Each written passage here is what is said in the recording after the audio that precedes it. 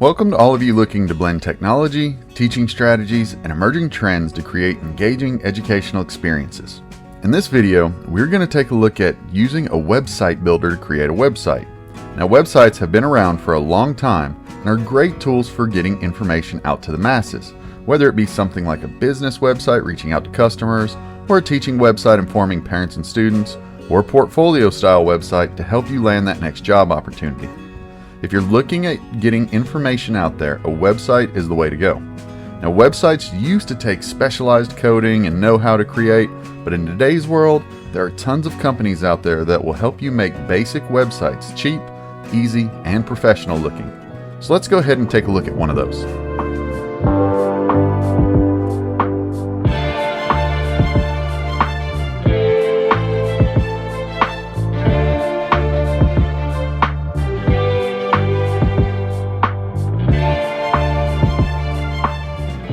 Now, there are a bunch of website development companies out there, but let's start by looking at Wix.com. Wix has a variety of options for enhancing the websites you can build, but for what most teachers and early career professionals need, there's a free version that we can use just by signing up with them. Now, generally speaking, the free version's primary limitation is going to be the amount of templates and tools that can be used, and a space limitation, but that isn't anything that we can't work around while we're getting started. Now, realize one other limitation with these types of websites is that they are front-end user-created websites without a lot of true FTP storage on the backside. Now, that means if you want to load files in bulk on your website, or if you need to add folders of files such as Articulate Storyline or Adobe Captivate lessons, that won't work on these types of sites. You'll end up loading up those elsewhere for storage, and we'll make a video on how to do that. And then you'll end up grabbing a link and putting it on one of these sites so that people can actually see it. So remember, mass storage is elsewhere, and companies like Wix produce the fancy looking front face that your users, students, and clients will see. Alright, so with all that mumbo jumbo out of the way, let's get started on building in Wix. The first thing we need to do is get signed up on it and receive our free account. And once you create the account, Wix will run you through a series of prompts, and you can go ahead and play around with these and get a basic template going. You can change all of this later, but it will probably save you time by knocking it out now. Now, eventually, you will get to a page that looks similar to this depending on your template. Basically, you'll have some options on the left, you can hover over My Site up on the top, and most importantly, you have the Design Site button on the right. This portion of the page lets you add some starting elements if you already have them built, but I'm going to start from scratch, so I'm going to go ahead and just click Design Site, and that takes me to the website page.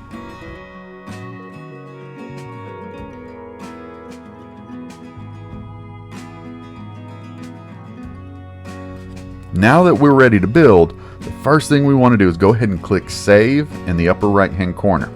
If you haven't saved it before, we'll get a prompt to enter a site name. For right now, I'm going to stay on the free option on the top, and let's go ahead and name my site, I don't know, I'll go with Dr. Yale's Portfolio. If I was doing a site for one of my classes to have information, I might call it something like Dr. Yale 9th grade history or something like that. Building them will be similar, but for right now, I'm going to go ahead and we'll play around with a portfolio site. So let's click the button so that we can move forward, and upon doing that, it will tell me to publish. I haven't built anything yet, so I'm just going to go ahead and hit Done. So let's go ahead and take a quick look around at the stuff to get us started. First, if I click on the Wix logo up in the upper left hand and click Go to Dashboard, you'll see the screen where we were at a couple of seconds ago. This is the normal page you will see when logging in the future. Next to it is the site that we're working on. If I click it, you can see that you can create additional sites, and all of your current sites are listed. Now, the one with the green check mark is the one that we're currently working on. So be sure you have the right one selected, and then you can go and click the Edit Site button in the upper right hand corner, and that takes us back to our website to mess around. Okay, now that we're in the design side, let's look at two main areas we want to mess around with. First is the Save and Preview area in the upper right. Save is pretty obvious, so as you work on stuff, be sure to hit it. Now if you click Preview, it will show you what your site looks like while playing around and building it. On the left, you can toggle between viewing on a desktop or a phone so you can see what it looks like in both. Once you've seen what there is to see, you can click Back to Editor. If you need to make adjustments, do so, but if you're ready for the world to see your creation, or at least the last edits you made, you have to hit the Publish button. That sends it out to the world. Upon clicking Publish, you will get a pop-up where you can view your site. Click that URL, and then you can copy it, paste it, and send it to whoever needs to see your info as long as you've published it, and they will be able to visit it and see it. For now, let's close that page and close the pop-ups to get back to designing our website. The second area to look at is the icons and navigation on the left-hand menu. The top three options are where you will spend most of your time when getting started. Let's start by looking at the second option. The second one is your Pages and Navigation button. Clicking on that will pull up a menu where you can see the site navigation. For this template, it matches the navigation on the top of the screen. Now, when looking at pre-made templates, you'll see some different icons on the left. Using these pre-made pages can give you a head start and some cool effects, but they can also be a little bit hard to manage. So generally, I like deleting them out and creating my own pages to edit. To delete them, simply hover over it and click on the three dots that appear to the right. Then click Delete.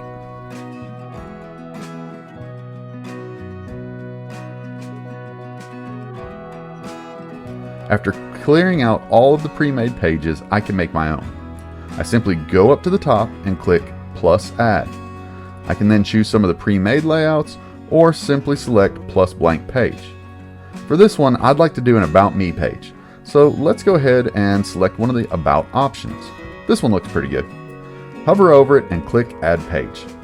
Once it places it in there, I can rename it to About Me, click Done, and you'll see it now appears on my menu. Now, being a portfolio, let's add another page about some projects we've done. I can click Plus Add, find something under Projects that I like, hover over it, and click Add Page. I'm going to go ahead and click Done because I already like that name for the menu option. Lastly, let's add two sections under Projects. Let's add an e-learning lessons and a videos page. So to do that, I'm going to go back to Plus Add. I find a template I like, hover over it, and click Add Page. Then I go ahead and rename it to e-learning lessons. Now remember that if needed, hovering over a menu option and clicking the three dots will allow you multiple options, and one of those is rename. So if you mess up the naming, you can always go back and change it. So we'll go ahead and click Done, and there it is. However, it is popping up in the main menu, and I want it to pop up under Projects. That's an easy fix. I can simply hover over the option and go to the six dots on the left side. I then click and drag the box so that it's indented under Projects. Indenting the box will make it part of the drop-down menu.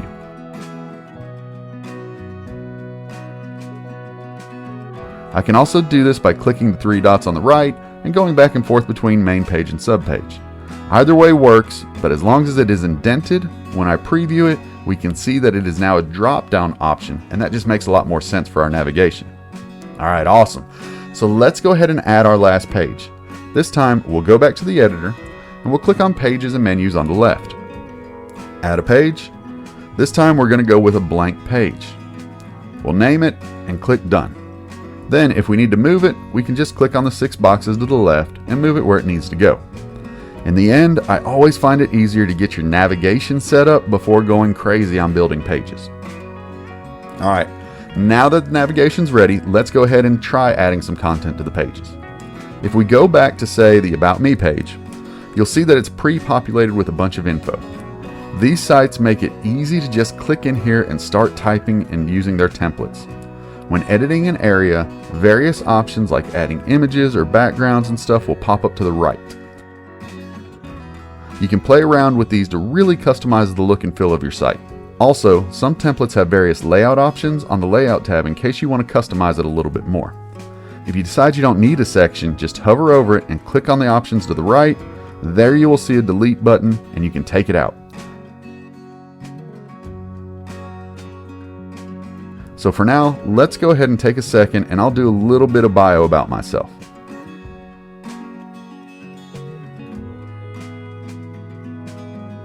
There, that's looking pretty good. Alright, so now we know how to edit sections, but what if there isn't enough room in a section to add everything that I want? Well, that's pretty simple. Let's just add another section. We're going to go back to our blank videos page that we made earlier. So click on Pages and Navigation on the left menu, click Videos, and then close the Navigation tab. Now this page is blank, so we have nothing to start with. Let's go ahead and add something. Here, we want to click on the top option on the left navigation, the Sections button. Here you will see a bunch of different options from templates to basic text, and we can add any of that to our page. So I'm going to go ahead and find a template that I like, and I'm going to add it. This one looks good. Alright, awesome. That is a good start, but I need more. Now a quick way to add more is to hover over the section and simply click the plus add section at either the top or the bottom of the section, depending on where you want it. So in this case, I'll add it to the bottom. For this one, let's just add some basic text to pop out. Here, this one will work. Once I have the sections laid out like I like them, I simply go in and start editing them like I did before. Let's change this section of text really quick and call it like an action statement. There we go. Now we've been working on it, so remember, for the world to see it, we need to make sure that we go through the publish process again. Notice that when I click publish, the URL doesn't change even though I've made edits to this page. This means that as long as a teacher or a parent or a student or a client or whatever has the correct URL, they can keep using that same URL even though you've been making changes to the page. You never have to send them a new link. So that's the basics of building a website in Wix. As you can see, it's a pretty simple tool, but it can be really powerful. Now there are a couple of things to remember when using website builders like this. Most importantly, remember that it is a public website and anyone can see it. This means 1. Be careful of your personal information that you put on the site. Most organizations have a work phone or a work email so that if somebody stumbles on their site and they're interested in their services, they have a way to contact them. If you don't have a separate personal and professional email account or phone number, be careful of putting your real phone number on here. You could get some rando calling you someday if they stumble on your site and find that phone number. Also, being public and possibly having people stumble on your site, you need to be aware of point 2. If you are using this site as a teaching website, be sure to follow all student privacy, FERPA, and other laws regarding students. If you are going to put pictures of your students on the website, be sure to have their parents fill out a waiver. Also, if you're going to use student pictures on the website, never put identifying information like their names or their grades or anything like that on the website. Remember that this type of site is more for you to get general information across to classes and parents, not super specific stuff, especially related to grades and items like that. You usually will have a closed system that the school uses for those type of things. Follow all student privacy guidelines and laws when building one of these sites. Alright, so other than that, there are advanced features on these types of sites that let you build in some really cool things when you get into the nuts and bolts of it. We just did the basics of getting started on a website builder, but what advanced tools would you guys be interested in seeing? Also, this is just one of the website building tools, and there are tons of them out there. So have you seen or heard of any others that you'd like us to test out? Maybe we can kind of compare them up and see which one works best for teachers and those in the early design and education careers. Leave us any suggestions on software or requests for advanced tools in the comments, and we'll try to make some of those videos because these things can be a really powerful form of communication with students and learners. Also, if you like content like this where we talk about enhancing classes and trainings using technology and teaching strategies, be sure to hit that subscribe button because we're always trying to get new content out there to help you guys make these educational experiences just a little bit better. In the meantime, go out there, keep building, and we look forward to seeing what you guys create.